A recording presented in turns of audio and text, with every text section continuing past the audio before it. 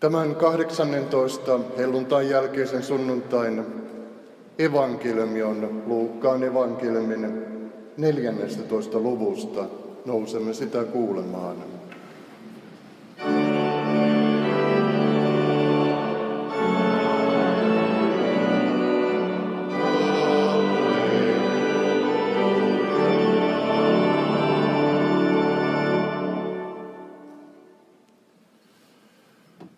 Jeesus meni sapattina erään fariseusten johtomiehen kotiin aterialle, ja kaikki tarkkailivat, mitä hän tekisi. Niin kävi, että hänen luokseen tuli vesipöhöä sairastava mies. Jeesus kääntyi lainopettajien ja fariseusten puoleen ja kysyi, onko sapattina lupa parantaa vai ei? He eivät sanoneet siihen mitään. Silloin Jeesus kosketti miestä, paransi hänet ja lähetti hänet pois. Sitten hän taas kysyi, miten te itse teette, jos jonkun poika tai härkä putoaa kaivoon, niin kai hän heti nostaa sen sieltä, vaikka olisikin sapatti. Tähän he eivät kyenneet vastaamaan. Tämä on pyhä evankeliumi.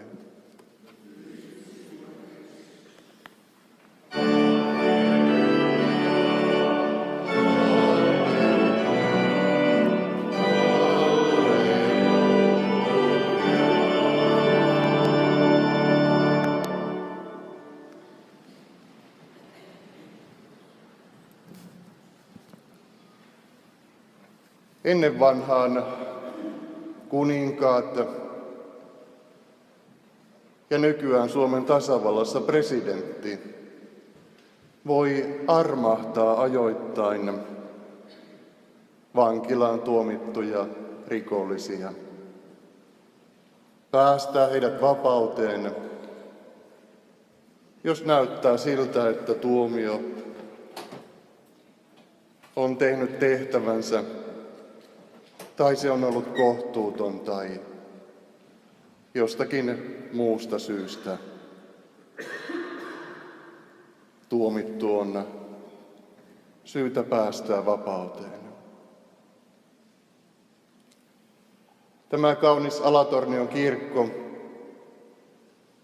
vie luontevasti ajatukset kuninkaiden aikaan. Ja niinpä jotenkin ajattelen evankeliumitekstin päähenkilönäkin itse kuningasta, Herraa Jeesusta Kristusta, kuninkaiden kuningasta.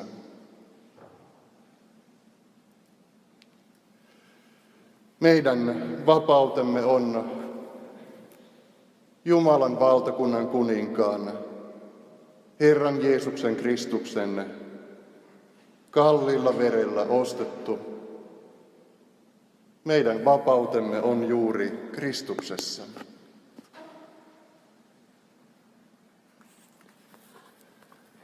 Mikä meitä sitten sitoo? Miksi me emme ole vapaita? Ihmiskunnan suurin unelma liittyy juuri vapauteen, omaehtoisuuteen, itsenäisyyteen ja siihen, että jotenkin saa itse ratkaista kaiken.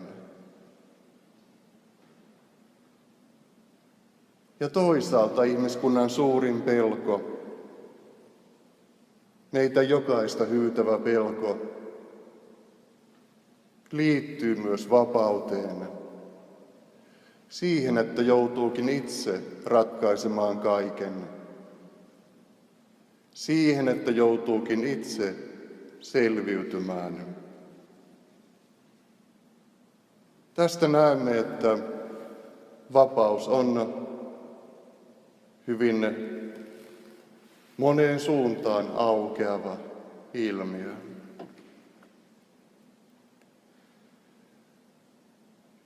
Me sanomme Jeesuksesta, että hän on Kristus, vapahtaja, pelastaja ja vapahtaja, jotka Raamatun kielenkäytössä oikeastaan tarkoittavat samaa sanaa. Nimittäin jo hebrean verbi, josta Jeesus nimi tulee, tarkoittaa pelastamista ja vapauttamista. Samoin laulaessamme Jumalan palveluksessamme Herra armahda on senkin liturgisen osan taustalla Kyrie eleison, Herra armahda, Herra vapauta.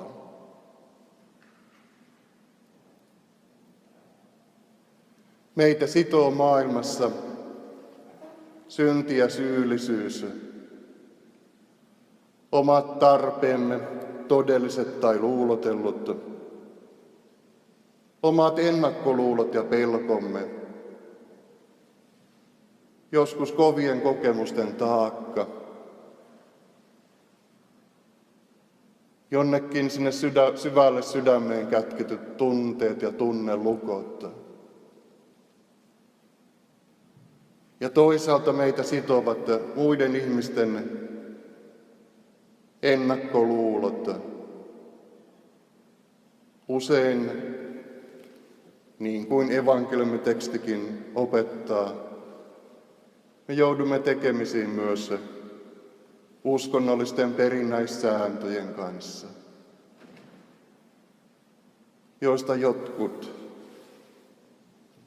eivät ole ainoastaan vapauttavia, vaan myös sitovia, kahlitsevia.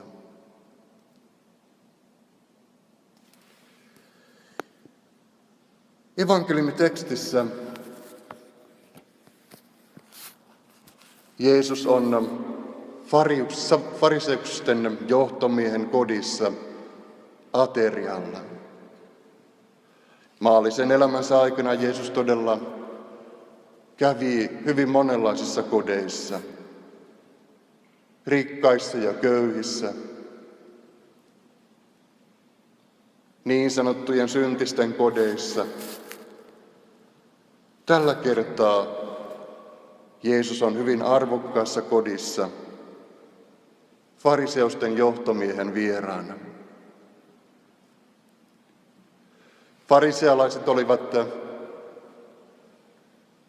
yksi juutalaisuuden uskonnollisista puolueista, liikkeistä, haperushim hebreaksi, joka tarkoitti synnistä erottautuneet tiukan lain tulkinnan kautta. Tämä haperushim vääntyy ja kääntyy arameaksi perishaia ja siitä tulee kreikan farisaios, meidän fariseusnimemme. Jeesus ystävystyi monien fariseusten kanssa, mutta osasta tuli kiivaita Jeesuksen vihamiehiä ja hänen syyttäjiään. Siksi tämä vierailu oli niin herkkä ja siksi siellä mainitaan, että Jeesusta tarkkailtiin koko ajan.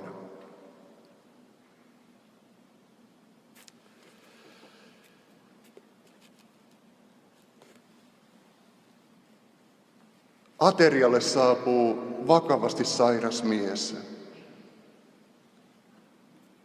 Voitte kuvitella, miten pelottava ja ruokahalut vievä näkö on ollut vesipohjaa sairastunut mies, joka tuli pyytämään Jeesukselta parantumista. Tilanne oli pöyristyttävä ja oli varmaan sattuman oikku, että tämä mies yleensäkään pääsi sisälle. Olihan sapatti ja oltiinhan juuri aterialla.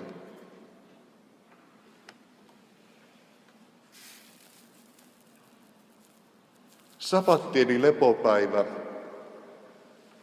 on yksi suurista Vanhan testamentin käskyistä. Se sisältyy 10 käskyyn. Muuten joskus rippikoulussa kysyttiin helppo kysymys, montako käskyä on 10 käskyssä. Nokkela rippikoulunen vastasi, että ei siellä käskyjä ole kuin 2 ja loput on kieltoja. Ja näinhän se on. Käsky lepopäivän pyhittämiseen on toinen näistä käskyistä. Siinä siis sanotaan hebreaksi Tzakor et yom ha-shabbat lokatso. Muista pyhittää lepopäivä. On se tarkin käännös. Ja tämä oli niin merkittävä juutalaisessa perinteessä Jeesuksen aikanakin, että sitä pidettiin suurimpana lahjana juutalaiselle kansalle. Kysymys oli ensimmäisestä työaikalaista, joka oli todella vapauttava sääntö. Se tarkoitti sitä, että yhtenä päivänä 7 ei kenenkään, ei edes hyötyeläinten tarvinnut tehdä työtä.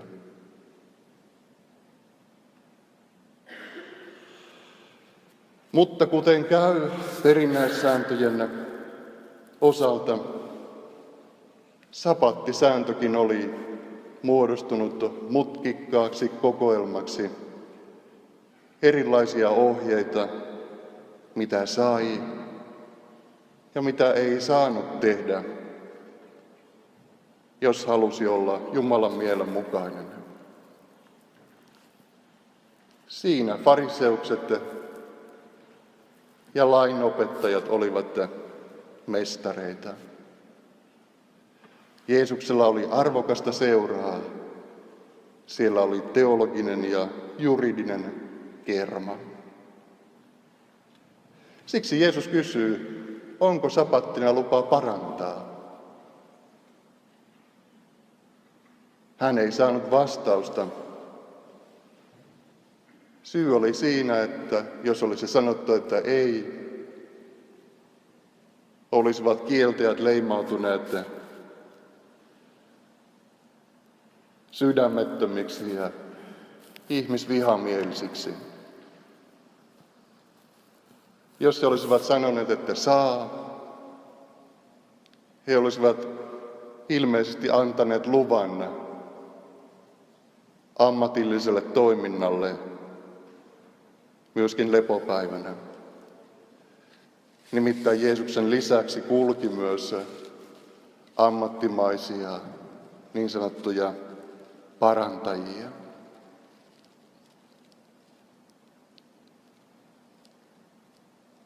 Jeesus ratkaisee tämän kysymyksen opettamalla itse toiminnan kautta. Hän koskettaa miestä, joka oli vesipöhöä sairastava.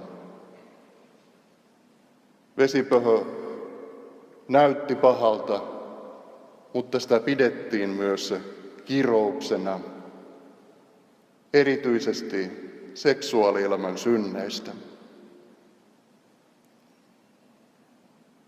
Kysymys oli siis suurin piirtein samasta kuin toisessa kohtaa syntinen nainen fariseuksen huoneessa. Nyt oli syntinen mies. Jeesus koskettaa ja mies paranee ja Jeesus lähettää hänet pois. Keskustelu jatkuu Miten te itse teette? Jos poika tai härkä putoaa kaivoon, kai te sen nostatte. Hädänalaisten auttaminen lepopäivänä ei Jeesuksen mukaan rikkonut lepopäivänä pyhittävää käskyä. Tässä mielessä Jeesus osoittaa tien vapauteen perinnäissääntöjen kahlitsevasta säännöstöstä ja kielloista. Mutta ehkä syvimmiltään me kuulijoina kuulemme evankeliumissa meidän vapahtajamme ja parantajamme puhetta. Emmekö mekin kaipaa Jeesuksen vapahtajamme kosketusta, parantavaa kosketusta, joka pohjimmiltaan tekee meistä vapaita. Meidän inhimilliset kykymme riittävät vain ulkoiseen, usein sääntöjen laatimiseen itselle tai toisille, jolloin rakkaus unohtuu. Jeesuksessa Jumalan rakkaus tulee meidän sydämeemme. Tulee anteeksiantamus, rauha ja vapaus.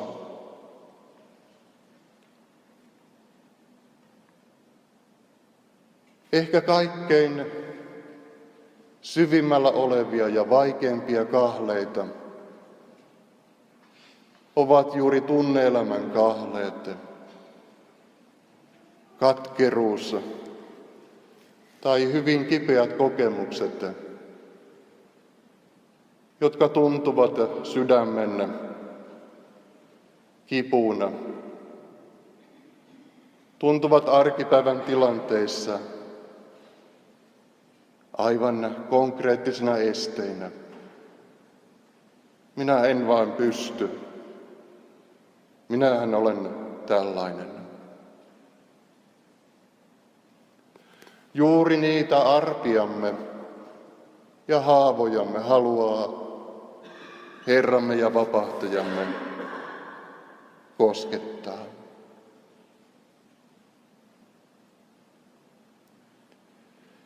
Kysymys on siitä, uskallammeko antaa hänen vaikuttaa. Saamme jäädä hänen eteensä rukoillen ja ottaen vastaan hänen vapautensa.